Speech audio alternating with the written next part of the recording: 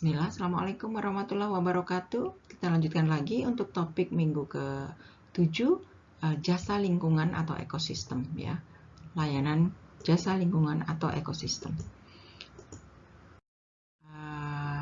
Kita ulas kembali bagaimana paradigma pertanian berkelanjutan ya, bahwa untuk dapat memenuhi asesmen penilaian pertanian berkelanjutan atau tidak itu indikator bekerjanya kelaikan keberlanjutan ekologi dan biosfer, keberlanjutan sosial dan keberlanjutan ekonomi itu adalah satu kesatuan yang utuh ya.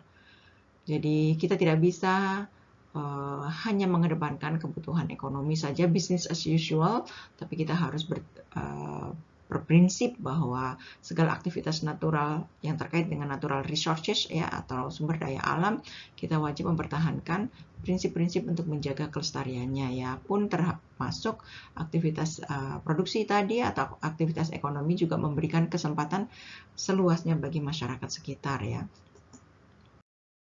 Nah, untuk keberlanjutan ekologi ini kita terkait sekali dengan kualitas sumber daya alamnya, bagaimana upaya-upaya mempertahankannya untuk memastikan agroekosistem memiliki carrying capacity ya melalui terjaganya kesehatan tanah, tanaman dan juga proses biologisnya.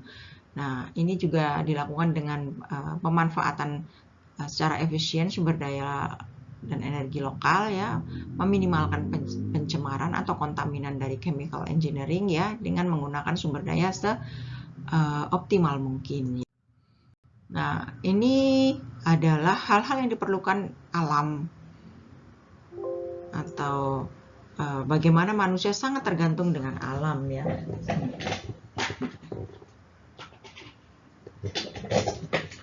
Jadi manusia membutuhkan layanan atau jasa-jasa ekosistem ya, mulai dari jasa penyediaan. Tentu untuk memenuhi kebutuhan layanan ekosistem ini sangat dibutuhkan bagaimana sinergi daya dukung lahan itu ya dalam menyediakan kebutuhan hidup manusia utamanya ya, mulai dari udara, air ya, pangan ya. Ini Anda bisa lihat di sini ada space, food, fiber ya, shelter, tempat tinggal, hingga obat-obatan ya. Lingkungan itu menyediakan kebutuhan langsung maupun yang tidak langsung ya. Seperti kalau yang tidak langsung ini budaya, pleasure, nature ya, amenity, kenyamanan, keindahan ya. Kemudian jasa biodiversitas dan sebagainya. Jadi ada yang indirect ya, secara tidak langsung, dan ada yang direct, memang fungsi penyediaan yang digunakan ya. Kita butuh alam gitu. Tanpa itu no food, no life. Manusia tidak akan bertahan tanpa daya dukung dari lingkungan ya. Nah, keberadaan lingkungan sendiri yang pertama diidentifikasi dari jasa biodiversitasnya, jadi flora faunanya ya. Ini sangat penting sekali utamanya dalam keberhasilan produksi pertanian. Seperti diketahui, pertanian itu adalah produksi yang melewati siklus biologis ya. Jadi bagaimana proses penyerbukan untuk pembuahan hingga produksi panen ya. Kemudian ketersediaan air yang sangat terkait dengan regulasi hidrologi dan siklus hara ya. Kemudian penambatan karbon hingga pengelolaan serangan organisme pengganggu ya. Pun termasuk di dalamnya keberadaan fauna yang membantu penyerbukan dan penyebaran biji-biji ya.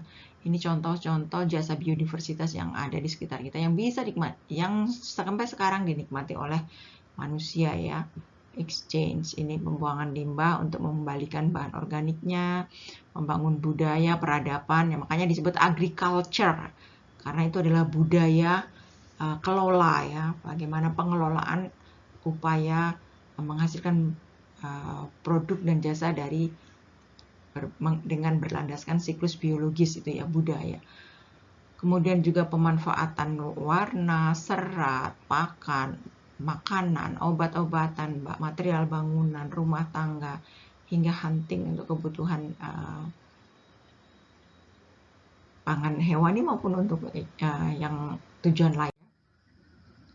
Kita lihat kalau fungsi ekonomi dan ekologi ini hasil dari persepsi masyarakat di wilayah DAS. Jadi untuk fungsi ekonominya ini untuk sumber pendapatan ya, ada yang terlewat. Kemudian kalau fungsi biologi untuk penyerbukan, penyilangan, penyebaran, ini di benak masyarakatnya untuk penyubur tanah. Sementara kalau fauna untuk menghasilkan madu, polinasi ya, kemudian pengendali hayati ya, karena juga ternyata mengendalikan serangan hama, serangan ulat, cacing tanah untuk kesuburan ya. Nah, itu untuk masyarakat, di tingkat masyarakat mereka juga sangat mafhum akan fungsi dari ekologi. Kemudian pada subtopik berikutnya adalah bagaimana land use dan landscape. Ini definisinya ya, land use dan landscape. Awalnya kita bahas sebagai land cover ya, atau tutupan lahan, yaitu adalah geophysical cover, bagaimana permukaan bumi itu diisi oleh apa saja, apakah vegetasi atau juga untuk peruntukan lain ya. Nah, kalau land use ini adalah karakterisasi dari berbagai pengelolaan aktivitas yang dilakukan oleh manusia ya, untuk memastikan aktivitas apa keberadaan tutupan itu berada ya.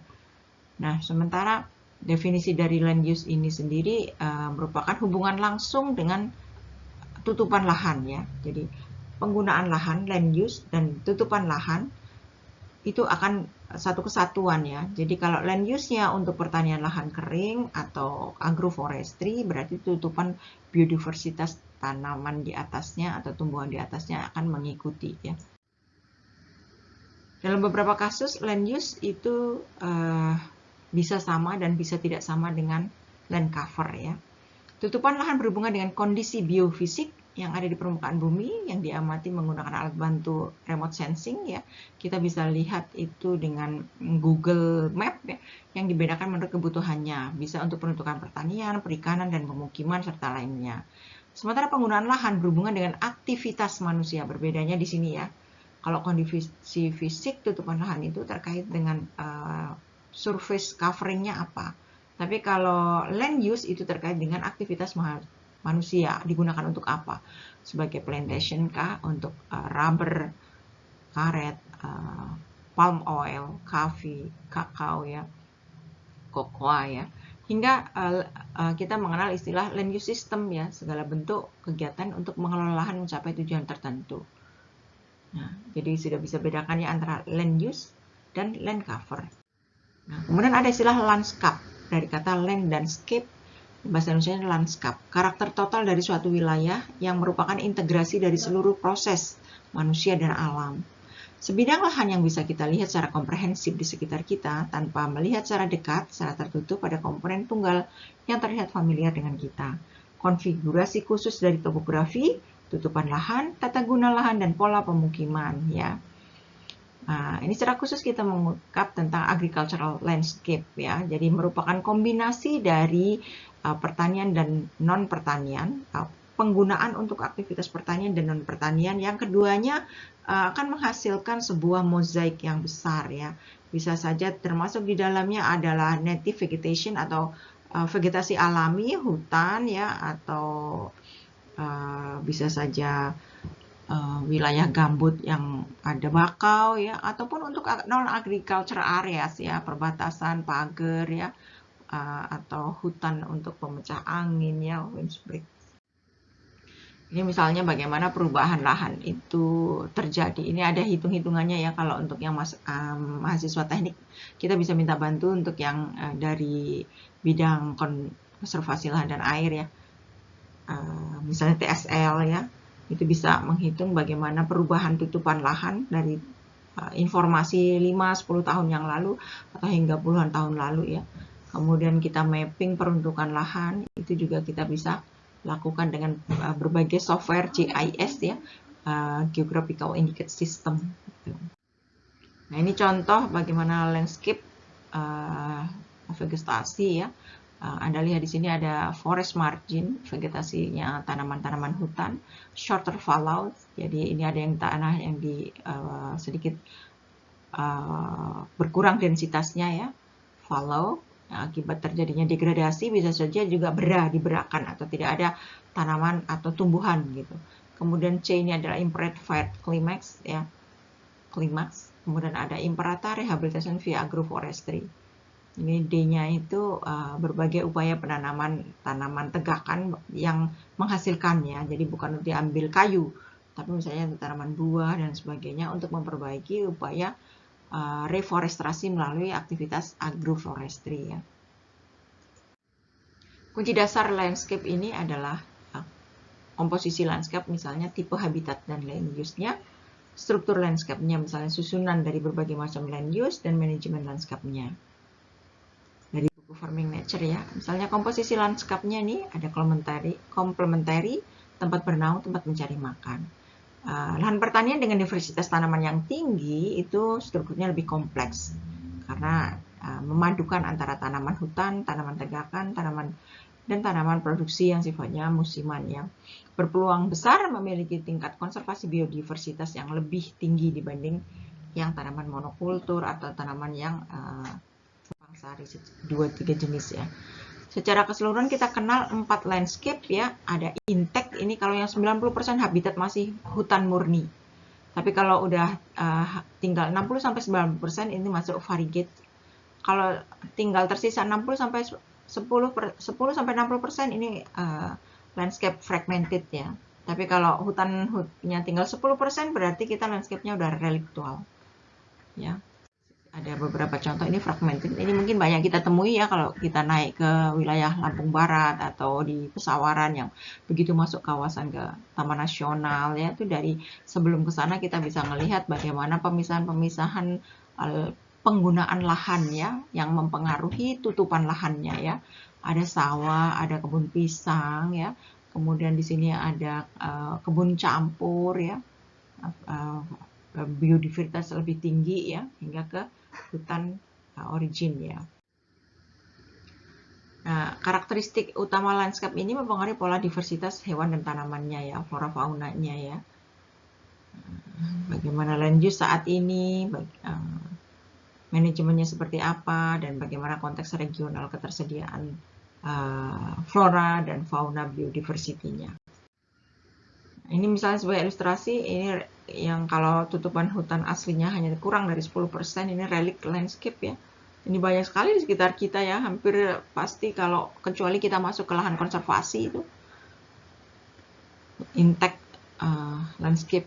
Kalau yang umum di sekitar kita yang kompleks pertanian dan sebagainya itu wujudnya relic landscape ya. Ini integrated landscape agroforestry yang nyambung dengan hutan alami. Di Krui ada repong damar, jadi ada hutan yang direkayasa dengan penanaman pohon-pohon damar ya. Bermanfaat sekali untuk konservasi biodiversitas. Anda bisa lihat di sini landscape-nya ya.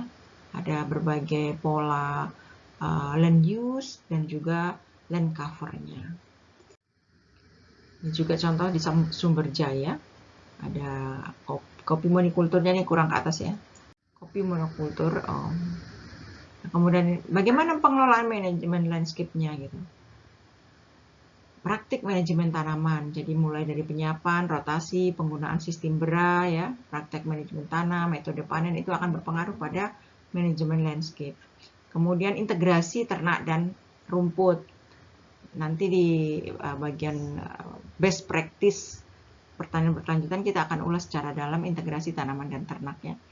Pengendalian invasi agresif berlebih spesies tanaman dan hewannya.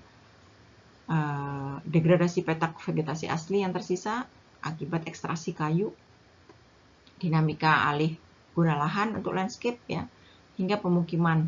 Ya. Ini mempengaruhi terhadap kelimpahan dan tipe habitat untuk wilayah perbatasannya. Anda lihat ini perbatasannya jelas sekali, sharp edge. Gerakan hewan terhambat, sebaran biji terhambat, reproduksi terhambat. Jadi begitu ada daerah yang dibuka ya, maka ada beberapa hambatan untuk aktivitas biodiversity. Landscape pengelolaan landscape di sini, misalnya di sekitar perumahan dibangun jalan setapak, ada parit drainasi, tiang listrik, berpengaruh terhadap sukses tidaknya konservasi biodiversitas. Biasanya di daerah konservasi atau yang bisa dikelola oleh masyarakat di wilayah hutan lindung, itu keberadaan infrastruktur itu diminimalisasi, salah satunya adalah untuk meminimalkan mobilisasi aktivitas manusia menginvasi daerah hutan, kawasan hutan atau daerah kawasan hulu das. Ini di berbagai sawah ya, di Kecamatan Ngantang. Bagus sekali landscape-nya ya, agroforestry kopi, ya, hutan alaminya, ada juga kombinasi tanaman hutan, mahoni, sengon. Ini rumput gajah untuk ternak ya. Ada 10 prinsip konservasi yang penting yang perlu kita lakukan untuk memastikan biodiversitas terjaga. Menjaga kawasan hutan lindung, untuk memastikan ketersediaan plasma nutfah, konservasi kawasan habitat alami, mencegah kerusakan dan fragmentasi hingga degradasi yang lebih lanjut melalui praktik berkelanjutan ya, memelihara hubungan ekologis kelompok spesies tumbuhan dan hewan dalam berbagai skala landscape, secara aktif mengelola landscape untuk memelihara heterogenitas baik skala petak maupun landscape, menggunakan praktek manajemen terbaik untuk membuat sistem pertanian yang lebih harmonis dengan konservasi biodiversitas, mengidentifikasi dan menangani ancaman untuk rusaknya konservasi habitat alami, restorasi kawasan habitat alami, alih fungsi lahan marginal untuk lahan produksi tanpa merusak lahan alami yang merupakan landscape intact ya, atau habitat hutan alami. Kemudian menerapkan strategi konservasi tertentu untuk spesies atau konservasi tanah, air, dan biodiversitas. Oke, ini beberapa tindakan pada tipe-tipe lanskap yang berbeda ya, dan kemungkinan apa yang bisa dilakukan untuk pengelolaan manajemen lanskapnya.